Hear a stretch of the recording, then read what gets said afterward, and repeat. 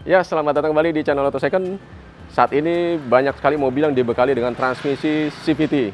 Nah, transmisi ini punya banyak kelebihan dan kekurangan, tapi juga mengandung kisah suram di baliknya. Nah, kita akan bahas nih kira-kira kelebihan, kekurangan, dan apa saja penyakit-penyakitnya bersama dengan Om Ucup dari Rizky Auto di Jakarta Timur. Ya, kita temui beliau.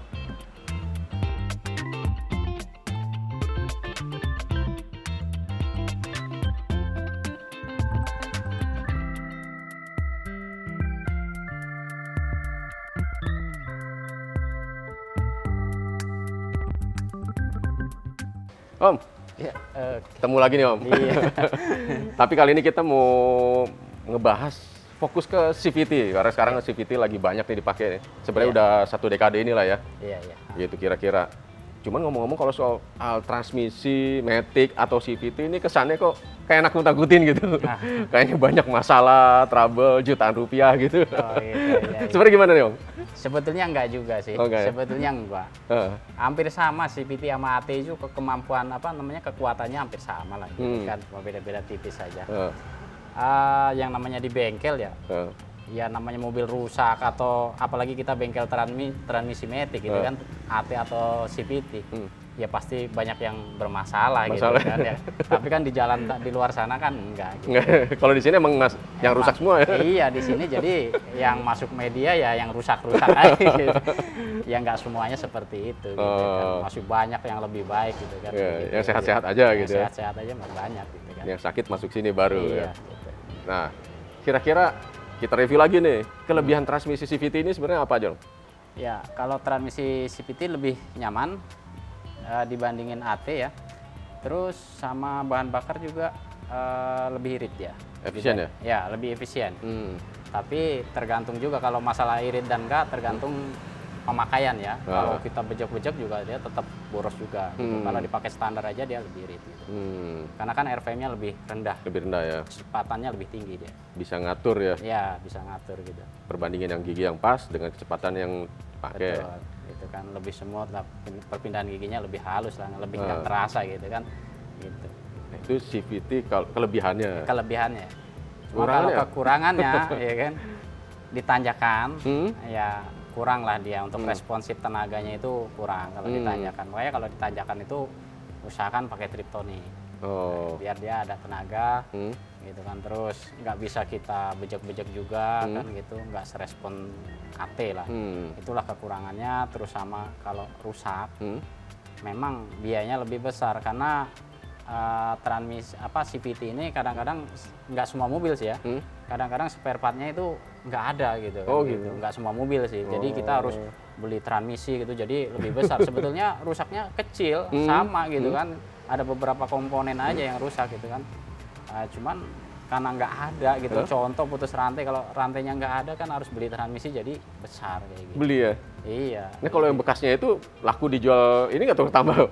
Oh, kalau kayak yang kaki bekasnya, gitu. oh ya udah, nggak bisa karena Nggak dia bisa? nggak bisa didaur ulang lagi. Nggak bisa didaur ulang? Iya, nggak bisa. Jadi besi bekas aja gitu? Iya, udah dibuang aja begitu Ya kan, di kilo ampun. aja. Di kilo aja? Iya. Oh gitu ya. Nah ini kalau ngomong-ngomong soal kelemahan gitu, Iya. ya masih belum seberapa dibanding penyakitnya ya. Iya. Nah sekarang kira-kira hal-hal apa aja sih kalau saya bilang ini kayaknya suram banget kalau udah ngomong penyakitnya CVT ini. Oh iya. Memang sih kalau yang sekarang ini kan yang banyak dipakai ya, itu mobil-mobil kecil ya. Ya mulai dari HRV sampai Brio lah itu kan. Memang yang sering terjadi itu putus rantai. Putus rantai sama bunyi ngorok kayak gitu kan, atau nyendat-nyendat. Oke. Biasanya itu di kilometer 100 lebih sedikit ya. Oh di 100 sudah mulai tuh? Udah mulai. 100 ada yang 120-an, 110 kayak gitu kan. Ya itu nggak semua mobil Honda seperti itu. Tapi masih banyak yang masih normal-normal aja gitu kan. Nah, kita juga pernah jumpain juga sampai kilometer 200 pun masih normal. Iya, iya. Ya kan. Ya memang ada yang beberapa kendaraan ya kan, beberapa transmisi putus itu di kilometer yang rendah gitu kan. Oh, serem juga ya? Iya.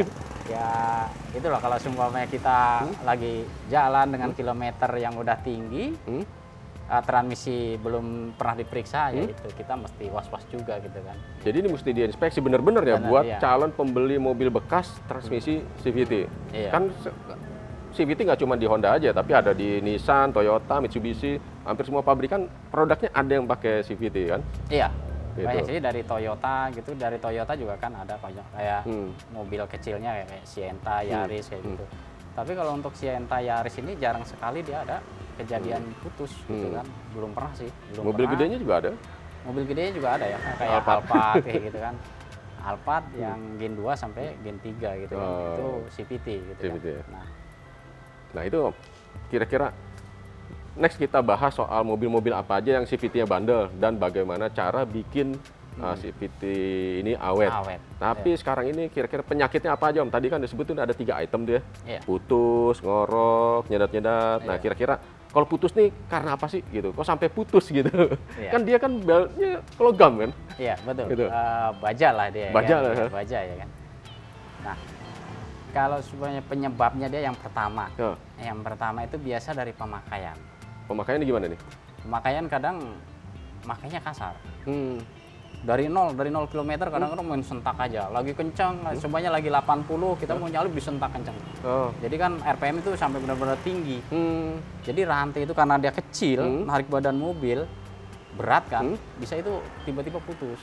Atau dia luka dulu kan, pulinya luka, jadi kedepannya nanti akan terjadi kasar perpindahan gigi, mulai nanti kan gesekan-gesekan nanti terjadi putus. Nah itu pertama pemakaian. Terus perawatan lah. Perawatan kadang sampai oli itu telat lama sekali nggak diganti sampai benar-benar hitam, nggak ketahuan kan. Pemakai kendaraan juga nggak tahu gitu kan harus kapan ganti oli gitu kan, ganti oli transmisi. Nah itu juga bisa. Dia masalah di elektronik, nanti elektroniknya nggak benar kayak solenoid jalan nggak benar, paksain jalan putus juga kayak gitu. Terus, endingnya putus juga tuh? Putus, dia putus kalau di mobil ini ya, untuk Honda ya, khususnya untuk Honda yang Mobilio kayak gitu. Ini kayak menjurus banget ke Honda. Iya kayak Honda, karena kayak mobil lain ini enggak, jadi jarang putus. Kalau di mobil-mobil lain selain dari itu jarang ada putus, tapi dia selip. Suppliernya beda apa? Sama nih sama ada Nissan, ada mungkin beda. Ya, dari pabrikannya mungkin beda. Nah, gitu. Iya, tapi kalau dari Nissan ini jarang sih ada putus, tapi dia tenaganya hilang. Biasanya berat gitu kan, tenaganya ngempos gitu kan. Nah, jadi ngayun-ngayun. Gitu. Nah ini kita bahas nanti merek-mereknya. Saya masih penasaran sama penyebab putus ini tadi kan. Jadi masalah ini disentak, terus sama perawatan, ganti oli. Nah kalau disentak ini kan sekarang justru kenikmatannya justru di situ. Ada modul virtual gear atau bisa ditahan di RPM tertentu supaya ya sporty lah gitu. Ininya drivingnya experience-nya tuh sport gitu. Nggak nyalip. Ini malah kok gimana kebalikan sama daya tahan sama ini? Sebetulnya gini, fungsi dari Triptonic pedal shift itu atau bukan buat kita nyalip dengan cepat kayak gitu kan. Jadi fungsinya itu buat kalau ditanjakan. Oh gitu? Ya kalau ditanjakan itu kalau kita geser ke Triptonic pasti dia akan lebih bertenaga. Itu di CVT. Kalau di D terus kan dia berat. Kalau CVT itu berat kalau di D terus. Tapi kalau kita apalagi nanjaknya curam banget ya. Minimal kita harus geser ke D. Itu juga kan kita nggak bisa, harus berlahan kayak gitu. Beda sama AT gitu kan. Ya, jadi jangan disamakan lah AT dengan CVT cara penggunaannya supaya dia tetap kedepannya umurnya panjang, terus nggak ada masalah gitu. Kita juga pernah nemuin kok kilometer sampai 500.000 kilometer itu baru rusak, itu kan cukup jauh gitu kan. Pemakaiannya udah luar biasa gitu. Gitu. Ya itu soal transmisi beltnya putus. Terus karena perawatan ganti oli. Nah ganti oli ini sebenarnya saya juga nangkep dari audiens gitu ya, penonton ada yang bilang ya standarnya 80, kalau bisa 40 atau 20.000 sekali saya udah ganti. Nah kalau menurut Om Ucup sendiri gimana tuh? Ini kan ada banyak pendapat nih. Pabrikan bilang gini. Karena kan kita teliti lah kan, kita periksain semua. Kalau bisa itu di 30.000 kilo, maksimalnya 50.000 kilo. Kalau kita kelupaan atau bagaimana maksimal. Karena gini, kalau seumpamanya kita ambil di ujungnya, mobil ini kan kadang macet di jalan gitu kan, banyak diemnya daripada jalannya gitu kan, kepanasan jadi kan, olinya itu akan mengental hitam gitu kan. Nanti jadi nggak maksimal. Baiknya ya 30.000 kilo untuk jarak aman gitu. 30.000 kilo itu sebetulnya masih bagus ya oli. Tapi kan lebih baik dirawat daripada bermasalah kan, daripada ngobatin gitu kan. Itu diganti oli Diganti CVT? kalau untuk CVT diganti aja udah cukup sih. Diganti, atau kalau emang sudah 10.000 km ya dibuka kartunya, dibersihin filter. Dikuras tuh ya? Iya, dikuras gitu. Kalau ganti itu berapa liter sih kira-kira umumnya? Kalau ganti cukup 1 galon sih 4 liter. 4 liter untuk mobil-mobil kecil ya. Hmm. Kalau kayak Nissan kayak gitu ya bisa nyampe 5 liter. Beda tipis. Beda tipis ya? Iya. Oh gitu. Tadi belt putus, terus ada lagi kedengaran nyendat-nyendat, itu sama ini ya? Nah, penyebabnya? penyebabnya sama. Ya kalau nyendat-nyendat itu biasa berawal dari oli, Pak. Oli? Iya, berawal dari oli karena solenoidnya bermasalah kan. Kalau oli udah terlalu lama, udah mengental, nanti solenoidnya nggak bisa maksimal dia.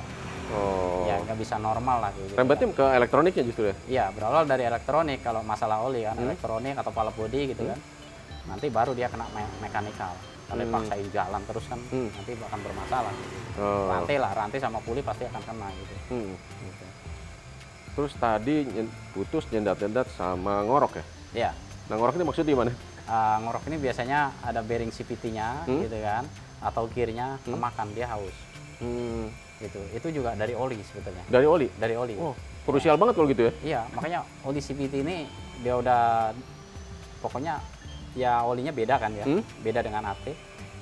Terus kalau bisa ya memang harus cepat. Dan ya karena kan dia encer olinya. Gitu. Dia encer banget kan olinya gitu. Itu ternyata dari gearnya tuh kalau ngerok. Iya, dari itu yang bunyi dari gear sebenarnya. Iya, dari gear atau gear gardan, terus gigi penghubung gardannya gitu kan, dari puli CVT-nya sendiri gitu. Oh, suaranya di situ ya? Iya. Bukan lahar apa yang kayak di Matic biasa tuh lahar gitu enggak? Oh ya dari lahar juga gitu kan, dari lahar. Jadi banyak kemungkinan. Oh, banyak. Atau atau dia selain dari situ juga biasanya ada kebocoran dari oli cooler. Oh, oli cooler. Biasanya kalau ada bocor oli cooler, karena mobil CVT ini dia nggak ada dispetik olinya ya buat ngecek gitu. Nggak tahu biasanya di radiator tuh udah campur air. Nah itu bisa nanti lama-lama kan karatan dalamannya, nanti ya transmisinya ngorok juga gitu. Oh gitu, masuk ke radiator juga tuh? Masuk ke radiator. Itu oli tukeran. Jadi oli transmisi masuk ke radiator, air radiator masuk ke transmisi. Oh. Jadi dia sirkulasi di situ. Biasanya itu ada kebocoran di oli cooler, sistem pendingin transmisi. Nah, itu juga perlu diperhatikan kalau kilometernya udah tinggi. Gitu. Jadi oli transmisi ya yang masuk ke radiator? Iya, bukan oli mesin ya? Bukan. Oh, oke.